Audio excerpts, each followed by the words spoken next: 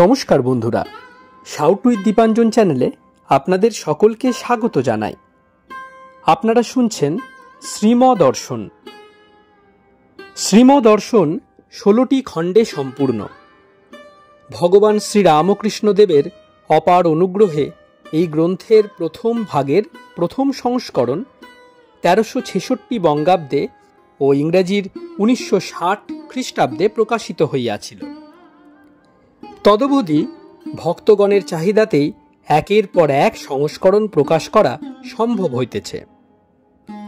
শ্রীমদর্শনের মূল আবেদন, গৃহে বাস করিয়া কি প্রকারে দেবভাবে জীবনযাপন করা যায়, কিভাবে বেদ বর্ণিত উপায়ে সুখ দুঃখ সমভাবে গ্রহণ করিয়া সংসারে শান্তিতে বাস করা সম্ভব হয়।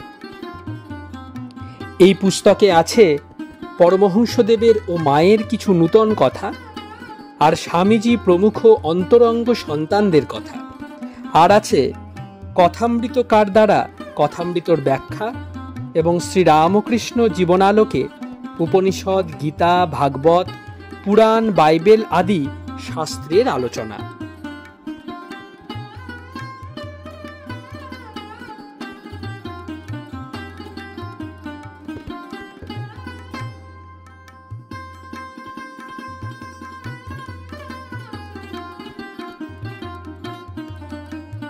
আপনারা শুনছেন স্বামী নিত্যাত্মানন্দ বিরচিত শ্রীমদর্শন।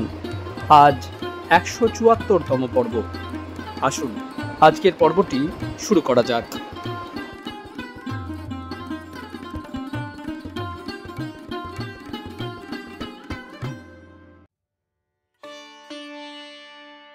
শ্রীম পুত্র শোকগ্রস্ত।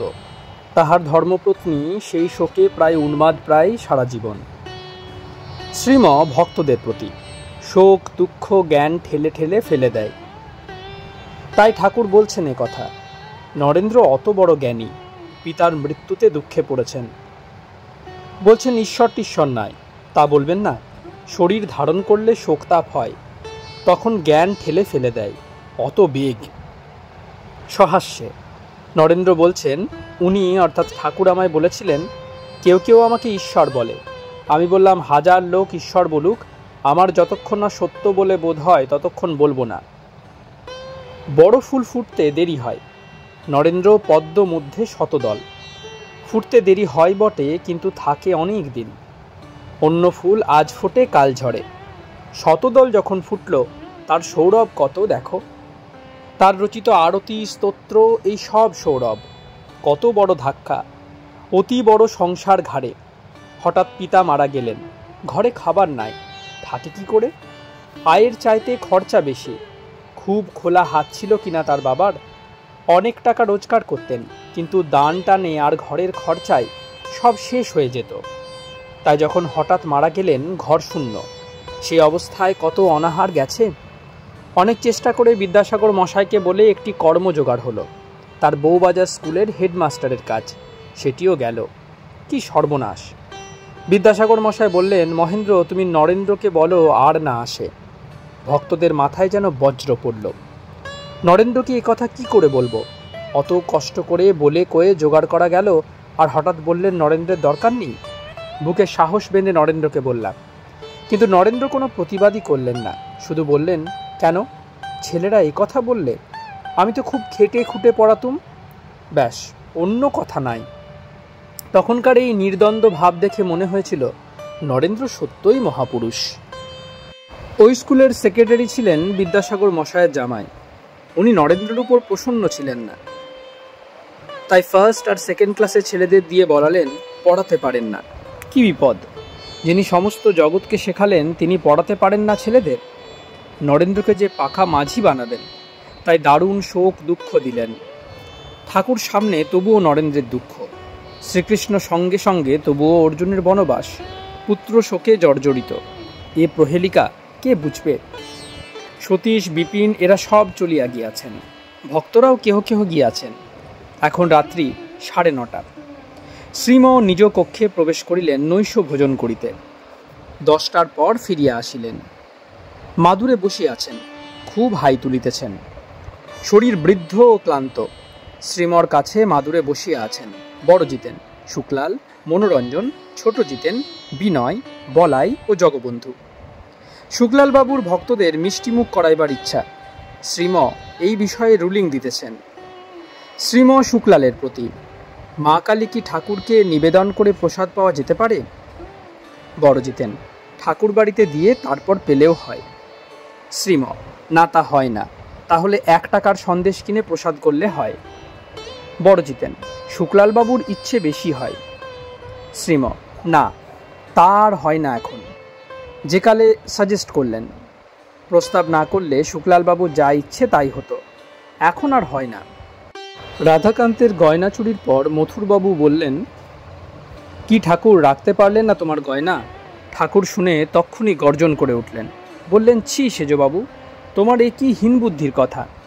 যিনি এই সমস্ত বিশ্ব নিমেষে সৃষ্টি করেছেন, তার ধনের অভাব? তার কাছে এসব মাটির ঢেলা। শ্রীম ভক্তদের প্রতি, ঈশ্বর কি ধনে তুষ্ট? তিনি তুষ্ট হন জ্ঞান ভক্তিতে, বিবেক বৈরাগ্যে।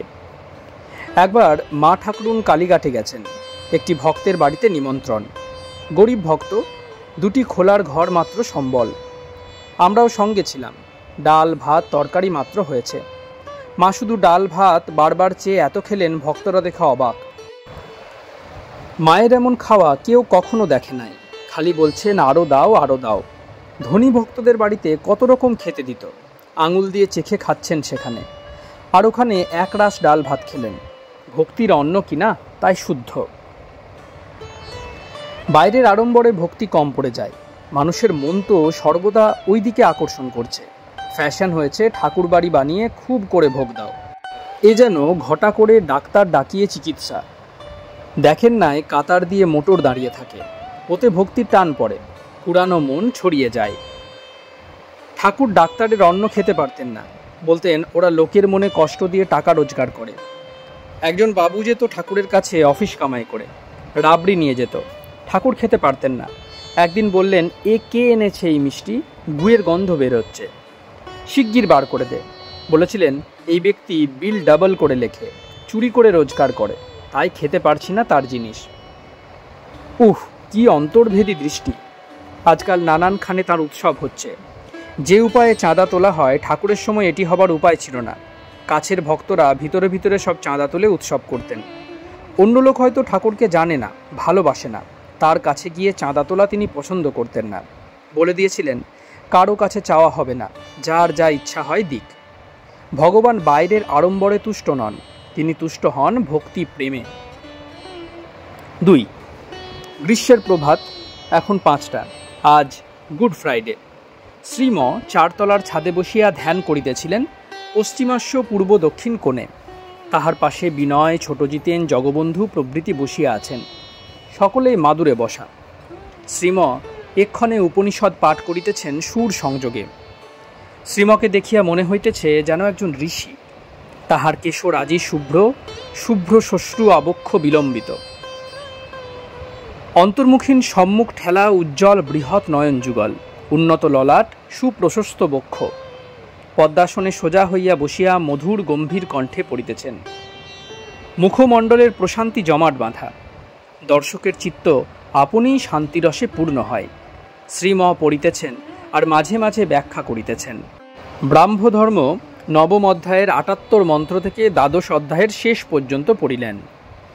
শ্রীম ভক্তদের প্রতি, দেখুন, আমরা যেসব কথা বলে থাকি ঋষিরাও তাই বলছেন। এই রক্তমাংসের শরীরেই ঈশ্বরের দর্শন হয়, এই মানুষ শরীরে। ঋষিরা বলছেন, তেনেদাং পূর্ণং পুরুষেন সর্বং, সেই পূর্ণ পুরুষের দ্বারা সমস্ত ব্রহ্মাণ্ড পরিপূর্ণ।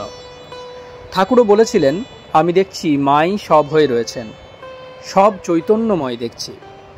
এই জন্য মাদুরের উপর ছাদে আঘাত করিয়া বলছেন, একে জড়ও বলবার জো নাই। নিজের শরীরে আঘাত করিয়া বলছেন, একেও জড়ও বলা চলে না। বাহ্য দৃষ্টিতে না হলেও তত্ত্ব দৃষ্টিতে চৈতন্যময় সব।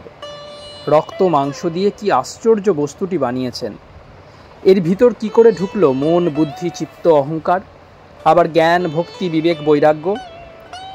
এদিকে নজর করে কি লোক? এদিকে দৃষ্টি থাকলে কি করে বলা যায় ক্রিয়েশন অটোমেটিক, কি চান্স ক্রিয়েশন, অর্থাৎ জগৎ আপনি হয়েছে কি হঠাৎ হয়েছে? এ বললে তো ব্যাখ্যা করা হলো না, বিভ্রান্ত করা হলো বুদ্ধিকে। এই প্ল্যানটির দিকে দৃষ্টি করলেই প্ল্যানারের কথা মনে এসে যায় আপনি। ল অফ প্রবাবিলিটি অথবা ল অফ ফাইনালিটি অর্থাৎ সম্ভাবনাবাদ অথবা অন্তিমবাদ এক্সপ্লেন করতে পারে কই? আজ পর্যন্ত এর জবাব দিতে পেরেছি কি কেউ? জীবন এলো কি করে? এই যে বিপরীত বুদ্ধি, এও তিনিই দিয়েছেন। বাদানুবাদ, দ্বন্দ্ব, পূর্বপক্ষ উত্তরপক্ষ বাধা না থাকলে মহত্বের বিকাশ হয় না। কন্ট্রাস্ট তাই চাই। সেই প্ল্যানারটি এই শরীরের ভিতর রয়েছেন, আর সমগ্র ইউনিভার্সের ভিতরও রয়েছেন অন্তর্যামী রূপে। ঋষিরা স্পষ্ট করে বলেছিলেন, আমরা তাকে দেখেছি এই শরীরে। কি স্পষ্ট উক্তি! আবার সাবধানও করেছেন, এই শরীর থাকতে তাকে জানতে না পারলে দুঃখ অনিবার্য। তাকে জানলে কি হয় তাও বলেছেন, মৃত্যুঞ্জয় হয়, আমি আত্মা, এই বিশ্বাস সুদৃঢ় হয়। শরীর থাকবে না, মৃত্যুকে জয় করা মানে শরীর থাকবে না এটা বোঝা। তাহলে যা চিরকাল থাকবে তাতে মন যাবে, আত্মাই ভগবানে।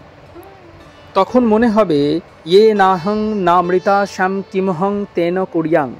মৃত শরীরে অমৃত আত্মার দর্শন, এই শেষ কথা। শ্রীম ভক্তদের প্রতি যদি কেউ প্রশ্ন করে কেন ঈশ্বরের শরণ নেব, কেন তাকে ধরব, তার উত্তর, তিনি এইসব ধরে রয়েছেন, অতএব আমাদের উচিত তাকে ধরা। সর্ব এত আত্মান সমর্পিতা। যেমন চাকার নাভি ও নেমিতে সবগুলি শলা লেগে থাকে, তেমনি সমস্ত বিশ্ব ঈশ্বরে সংবদ্ধ। কিংবা যেমন পক্ষী সকল বৃক্ষে বাস করে, তেমনি সমস্ত জীব ঈশ্বরে অবস্থিত। সর্বং পরমাত্মনি সংপ্রতিষ্ঠাতে, তাই তাঁর পূজা করা। আরেকটি কারণ আছে কেন তাকে পূজা করবে লোক। শোক, দুঃখ, জরা, মৃত্যুর হাত থেকে মুক্তি লাভের জন্য তার স্মরণ দরকার। শরীর ধারণ করলে এগুলি অনিবার্য, এতেই লোক ভীত হয়। তাই অমৃতকে ধরে থাকলে, সুখ স্বরূপকে ধরে থাকলে নিজেও সুখময় হয়ে যায়, অমৃত হয়ে যায়। তার স্মরণ নেওয়ার, তার পূজার মিনিমাম আয়োজন কি তাও বলেছেন ঋষিরা। শুধু নমস্কার মাত্র করলেও তার পূজা হয়। ইউজে বাং ব্রহ্ম পূর্বং নমোভি, গীতায়ও আছে নমস্যান্তে চ মাং, ভাগবতেও আছে নমস্কার দিয়ে পূজা হয়। নমস্কার মানে শরণাগত, তার তো কোনো অভাব নাই, তিনি কিছু চান না। আমরা চাই শোক দুঃখ থেকে মুক্ত হতে, সেই পথটি দেখিয়ে দিয়েছেন। বলছেন, তা যদি হতে চাও তবে নিত্য মুক্ত চির শান্ত আমাকে ধরো, আমায় ধরে সংসারে থাকো, তাহলে ভয় নাই। ঈশ্বরই জীবের আত্মা, তাকে জানলে অমৃতত্ব লাভ হয়, পরম শান্তি লাভ হয়। এ তো হলো। এখন সেই আত্মার জ্ঞান লাভ করতে কার কাছে যাব সেই কথা বলছেন ঋষিরা। বলছেন, যারা আত্মজ্ঞান লাভ করেছেন, যাদের আত্মদর্শন হয়েছে, তাদের কাছে উপদেশ নিও। ঋষিরা সকলকেই এই অমৃত দান করে গেছেন। ঘুম থেকে যেন ডেকে টেনে তুলেছেন আর বলছেন, ওঠো, জাগো, যাও, যারা তাকে জেনেছেন তাদের কাছে গিয়ে আত্মজ্ঞান লাভ করো, অমর হও, ইহাই জীবের একমাত্র কাম্য। বলছেন, উত্তিষ্ঠত জাগ্রত প্রাপ্য বরানো নিবোধত। বরানো মানে ব্রহ্মজ্ঞান। ঠাকুরও তাই বলেছেন, যে কাশী গিয়েছে, কাশী দেখেছে, তার কাছে কাশীর খবর শোনো। এখন সকাল 7টা। বিনয় কাশীপুরের বাসায় চলিয়া গিয়াছেন। ছোট জিতেন ও জগবন্ধু শ্রীমর কাছেই বসিয়া আছেন। আজ গুড ফ্রাইডে, শ্রীমতায় বাইবেল পড়িতেছেন। সেন্ট ম্যাথুর দ্বাদশ অধ্যায় থেকে আরম্ভ করে মাঝে মাঝে পড়িতেছেন, আর ঠাকুরের জীবন ও কথার সঙ্গে মেলাইতেছেন। তারপর 26 অধ্যায়ের শেষ হইতে 28 পর্যন্ত খ্রাইস্টের শরীর ত্যাগ বিষয়ক সমগ্র অংশ পাঠ করিলেন। সর্বশেষ saint Mark, saint Luke, saint John থেকে শরীর ত্যাগ ও পুনরুত্থানের সমগ্র বিবরণ পাঠ করিলেন। শ্রীম ভক্তদের প্রতি কত করে নিজের পরিচয় দিয়েছেন তিনি, কিন্তু চিনতে পারছে না লোক। বলছেন, that in this place there is one greater than the temple. এই স্থানে এমন একজন আছেন যিনি মন্দিরের চাইতেও বড়। অন্তরঙ্গরাও কি সর্বদা চিনতে পারে? একবার বিশ্বাস হয়, আবার ঢেকে যায়। তাঁর ইচ্ছা না হলে বিশ্বাস স্থায়ী হয় না, আলো আঁধারের মতো ওঠাপড়া করে। একবার বিশ্বাস, একবার অবিশ্বাস। যেন এই সূর্য, এই মেঘ, ভুলিয়ে দেন তিনি তার মহামায়ায়। তাই তো প্রার্থনা করছেন, lead us not into temptation, ভুবন মোহিনী মায়ায় ভুলিও না। ঠাকুরও তারই প্রতিধ্বনি করেছেন, তোমার ভুবন মোহিনী মায়ায় মুগ্ধ করো না। ঋষিরাও প্রার্থনা করছেন, তমস মা জ্যোতির্গময়। এমনই কাণ্ড শরীর ধারণ করলে পঞ্চভূতের ফাঁদে ব্রহ্ম পড়ে কাঁদে। এও ঠাকুরের কথা। তাকে ধরবার পূর্বে খ্রাইস্ট অন্তরঙ্গদের তিরস্কার করে বলছেন, 1 ঘন্টা জেগে থাকতে পারছো না তোমরা? দেখো আমি কি করছি, আর শোনো কি বলছি। কিন্তু তারা সব ঘুমিয়ে পড়ছে। খ্রাইস্ট অন্তরঙ্গদের নিয়ে প্রায়ই নির্জনে একটা বাগানে চলে যেতেন। বাগানটা একটু দূরে ছিল মন্দির থেকে, চেড্রান নদীর তীরে। গ্রামটার নাম ছিল জেতসেমানি। আজই শেষ মিলন। একটু পরই তাকে ধরে নিয়ে যাবে।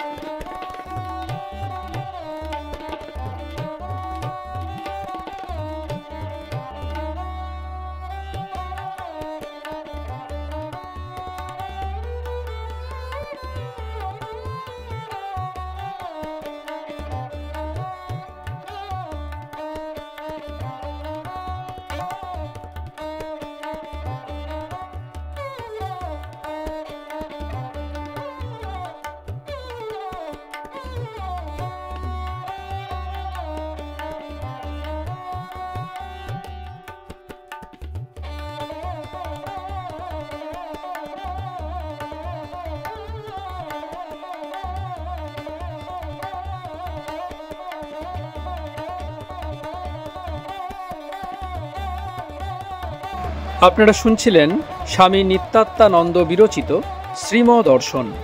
আজ 174তম পর্বটি আপনাদের কাছে পরিবেশন করলাম। আমাদের ভিডিওগুলি কেমন লাগছে আমাদের জানান। কোনো সাজেশন থাকলে তাও অবশ্যই জানাতে পারেন। আমাদের ভিডিওগুলি লাইক করুন, আপনাদের বন্ধুবান্ধব ও পরিবার পরিজনদের মধ্যে শেয়ার করে দিন। সাউথ উইথ দীপাঞ্জন চ্যানেলটি সাবস্ক্রাইব করুন এবং প্রতিনিয়ত বিভিন্ন আপডেট পাওয়ার জন্য বেল আইকনটি অবশ্যই প্রেস করবেন। অনেক অনেক ধন্যবাদ। নমস্কার, ভালো থাকবেন। জয় ঠাকুর, জয় মা, জয় স্বামীজি।